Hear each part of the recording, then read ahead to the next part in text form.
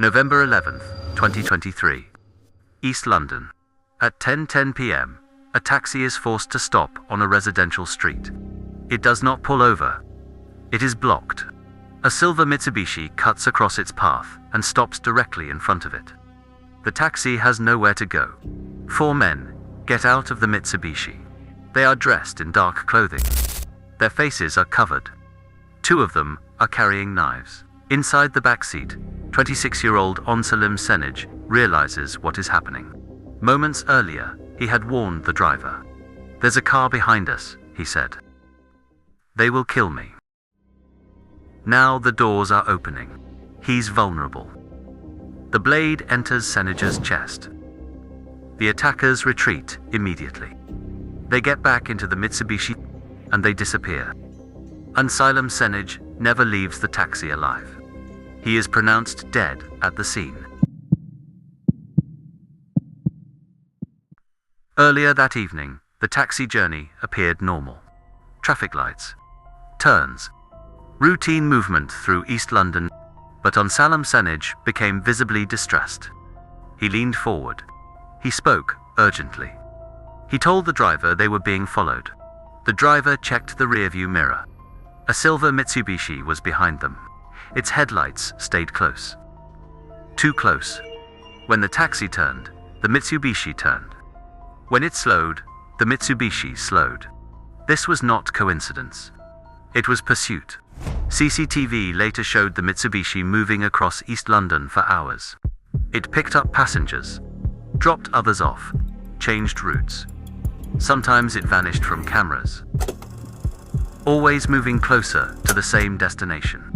Always converging on the taxi's route.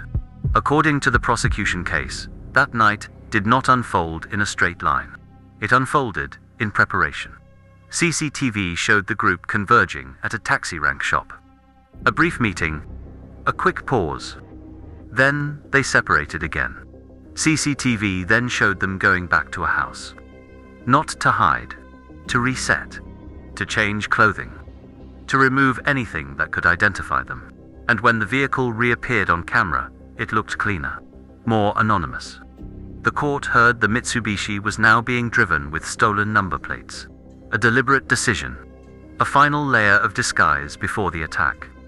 By 10:09 p.m., the distance had closed completely. The Mitsubishi accelerated. It overtook the taxi, then swerved sharply across its path. The taxi was forced to stop on Victoria Avenue. 4 men exited the Mitsubishi. 1 went to the front of the taxi. Another moved to the rear passenger door. A 3rd stood watch. The 4th waited by the car. The rear door was pulled open. A knife was thrust forward. 1 stab.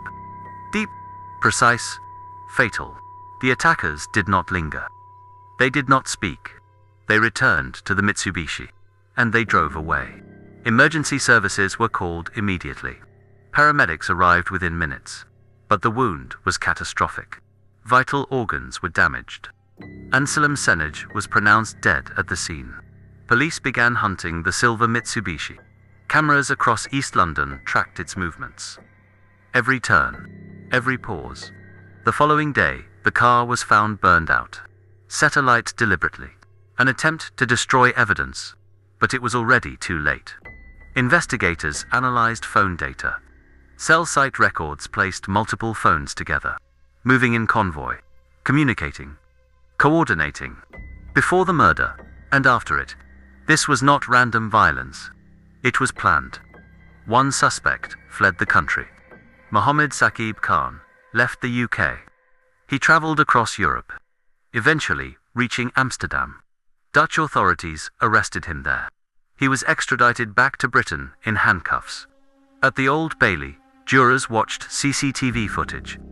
They followed the Mitsubishi's route. They examined phone records. They heard the taxi driver's testimony. The prosecution argued joint enterprise, that every man involved shared responsibility. The jury returned guilty verdicts. Mohammed Saqib Khan was convicted of murder. He was sentenced to life imprisonment, with a minimum term of 26 years. Others were convicted of manslaughter. The judge described the attack as cold-blooded and premeditated. This was not chaos. It was coordination, tracked by cameras, exposed by data, and dismantled in court. In modern Britain, crimes do not vanish into darkness. Every movement leaves a trace. Every second can be reconstructed. This was the killing of Anselam Senaj, and this is how the system closed in.